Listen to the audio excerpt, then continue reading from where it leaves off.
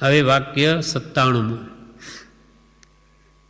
ભલે તારી આજીવિકા જેટલું તું પ્રાપ્ત કરતો હો, પરંતુ નિરુપાધિમય હોય તો ઉપાધિમય પેલું રાજ સુખ ઈચ્છી તારો આજનો દિવસ અપવિત્ર કરીશ નહીં. ભલે તારી આજીવિકા જેટલું પ્રાપ્ત થતું હોય, વિશેષ નહીં મળતું હોય, તો પણ નિરુપાધિમય હોય, ઉપાધિ નહીં હોય, આજીવિકા જેટલું મળતું હોય પણ નિરુપાધિમય જીવન હોય તો ઉપાધિમય એ પેલું રાજ સુખ ઈચ્છી તારો આજનો દિવસ અપવિત્ર કરીશ નહીં. ભલે રાજ્યનું સુખ મળતું હોય તો પણ કેને એને ઈચ્છીશ નહીં, કેમ કે એથી તારી ઉપાધિ વધે, માનસિક સમતુલા નષ્ટ થાય, ત્રિવિધતાપથી આત્મા પ્રજ્વલિત રહે, અનેક પ્રકારના આરંભ પરિગ્રહને સેવાથી કર્મબંધ કરે તો એ રાજસુખ પણ મિથ્યા છે. રાજેશ્વરી તે નરકેશ્વરી. આવા ભોગવિલાસવાળું ગમે તેવું હોય પણ ઉપાધિમય હોય અને કર્મ બંધાવનારું હોય તો આજનો દિવસ તું અપવિત્ર કરીશ નહીં, આવું ઈચ્છીને પણ. ભલે તારી આજીવિકા જેટલું તું પ્રાપ્ત કરતો હો, પરંતુ નિરુપાધિમય હો તો ઉપાધિમય પેલું રાજસુખ ઈચ્છી તારો આજનો દિવસ અપવિત્ર કરીશ નહીં. વિવેચનમાં 41મા પુષ્પમાં દુઃખી હો તો આજીવિકા જેટલી આશા રાખી આજના દિવસમાં પ્રવેશ કરજે. કૃપાલદેવે 41મા વાક્ય પુષ્પમાળામાં એમ કહ્યું કે ભાઈ તને આજીવિકાનું દુઃખ હોય તો આજીવિકા જેટલી આશા રાખીને આજના દિવસમાં પ્રવેશ કરજે. એમ જણાવ્યું હતું તે આજીવિકા જેટલું પ્રાપ્ત કરતો હો અને નિરુપાધિમય હો તો ઉપાધિમય પેલું રાજસુખ ઈચ્છી આજનો દિવસ અપવિત્ર કરીશ નહીં. પુણ્ય શ્રાવકની વાત કરી.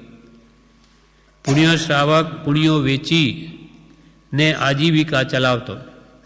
ભગવાન મહાવીર સ્વામીના સમયની વાત છે. પણ સામાયિક એવી કરતો કે જેને ભગવાન મહાવીરે પણ વખાણી હતી. એવી સ્થિરતાપૂર્વક સામાયિક, કામ ટાણે કામ અને આરામ ટાણે આરામ. એમ કૃપાલદેવે કહ્યું જ્યારે વ્યવસાય કે પુણ્યો ખાતે ત્યારે તેમાં ભલે મન રાખે ઉપલક, પણ ખરેખર તો એ તો કામ હાથથી થાય, મન તો એનું ભગવાનના વચનમાં હોય ત્યારે પણ. એટલે બીજી કોઈ ઉપાધિ ન હોવાથી બે આનાની કમાણી થઈ ગઈ કે ધંધો બંધ, પછી સામાયિક કરે, સંભાવમાં રહે, તે એટલી બધી એને આત્મસ્થિરતા પ્રાપ્ત થાય કે તેથી એની સામાયિકના વખાણ ભગવાન મહાવીરે પણ કર્યા. શ્રેણિક રાજાને ભગવાને કહ્યું કે પુણ્યા શ્રાવકની એક સામાયિક તું ખરીદી લે તો તને નરકે જવું ન પડે. શ્રેણિક રાજાએ કહ્યું કે આપ જેવા ભગવાન મહાવીર મળ્યા અને આપનો શિષ્ય આ પામર નરકમાં જાય, એ યોગ્ય નથી. ભગવાન મને કોઈ ઉપાય બતાવો. ત્યારે 4 ઉપાય બતાવ્યા, તેમાંથી એક પણ સફળ નહીં થઈ શકે. તેમાં એક આ હતું કે તું પુણ્યા શ્રાવકની સામાયિક એ ખરીદે તો તું નરકમાં જતો બચે. એટલે ત્યાં જઈને પુણ્યા શ્રાવકને કહ્યું કે એક સામાયિક મને આપો અને એની જે કિંમત હોય તે હું આપવા તૈયાર છું. તો કે સામાયિક અને વળી વેચાતી, કોઈ વાત સમજાઈ નહીં. કોણે કહ્યું? ભગવાન મહાવીરે. તો કે ભગવાન મહાવીરને જ પૂછો, એની શું કિંમત હોય મને કંઈ ખબર નથી. સામાયિક વળી વેચા હું જાણતો નથી. એટલે ભગવાન મહાવીરને જેને પૂછે છે કે આ પુણ્યા શ્રાવક તો એમ કહે છે કે એની કિંમત હું કંઈ જાણતો નથી, ભગવાન કહેતે, તો મારે એની શું કિંમત આપવી? તો કે એની કિંમત તો એક સામાયિકમાં એટલું બધું પુણ્ય બાંધે, દેવલોકનું આયુષ્ય બાંધે કે એ દેવલોકના પલંગનો એક પાયો જે હીરા રત્ન માણેક મોતીથી જડેલો હોય, એક પાયો પણ આખી રિદ્ધિ આપી દે તો પણ તું નહીં ખરીદી શકે. એક પાયો પણ પલંગનો તો આખી એની રિદ્ધિને તું એ સામયિકની જે કિંમત છે તું કોઈ કાળે નહીં ખરીદી શકે. એટલે એને ભાન આવ્યું કે હો એના કેટલા પરિણામ નિર્મળ હશે એની આત્મશુદ્ધિ કેવી હશે. એમ એ પુણ્ય શ્રાવકની એક સામાયિક તું ખરીદી લે તો તને નરકે જવું ન પડે. વ્રતધારી હોય તે નરકે જાય નહીં, પણ એમને તો એક પણ વ્રત લઈ જ નથી શકતા, કેમ કે નરકનું આયુષ્ય બંધાઈ ગયું હતું.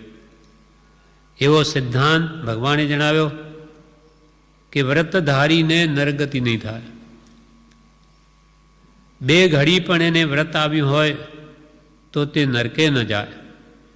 પણ સૈનિક રાજાએ નરક આયુષ બાંધેલું હતું એટલે એને એટલી સ્થિરતા પર રહે જ નહીં.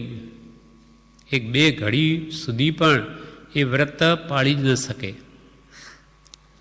સૈનિકના રાજ્ય જેવું મોટું રાજ્ય મળ્યું હોય પણ જો આત્મસ્થિરતા ન રહેતી હોય તો તેની કંઈ કિંમત નથી.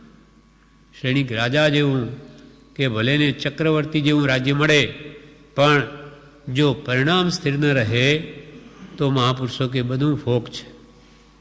જેમ કે ચક્રવર્તીનો સિદ્ધાંત છે, ચક્રવર્તીઓ જો રાજ્ય ન છોડે તો નરકમાં જ જાય, એ પણ 7મીમાં જ.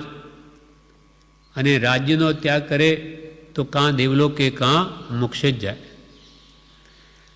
તેમ શુભમ ચક્રવર્તી કે બ્રહ્મદત્તે રાજ્યનો ત્યાગ ન કર્યો, મોંમાં જ રહ્યા, એટલે મરીને 7મી નરકમાં ગયા.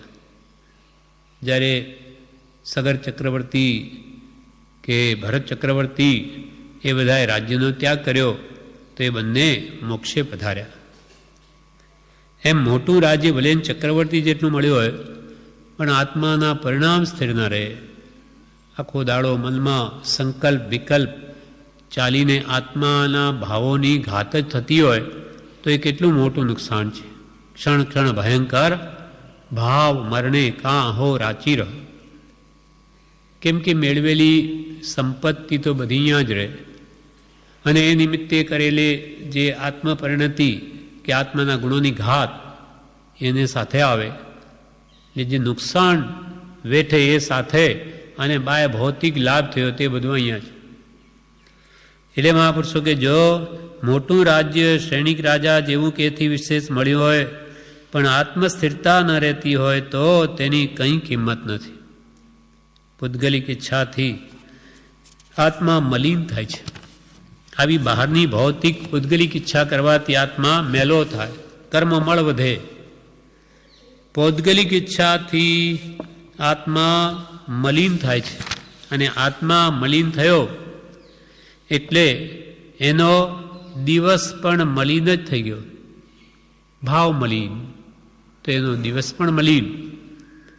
એમ વિશેષ ઉપાધિવાળું રાજસુખ હોય તો પણ મેળવી આજનો દિવસ અપવિત્ર કરીશ નહીં. ભલે ને રાજસુખ મળતું હોય પણ એ મેળવીને તું આજનો દિવસ અપવિત્ર કરીશ નહીં.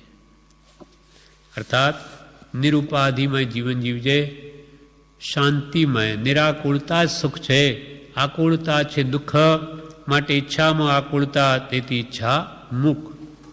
એટલે જ્યાં વિશેષ ઉપાધિ હોય, ત્રિવિધ તાપાગ્નિ, તેથી દૂર રહી અલ્પ આરંભ અલ્પ પરિગ્રહ ન છૂટકે જરૂરિયાત પૂરતા રાખી અને આ ભમો તો આત્મહિત કરી લેવું. કેમ કે એ બીજા ભમો થઈ શકે એમ નથી. આ પ્રમાણે આ 97 વાક્ય પૂરું થયું.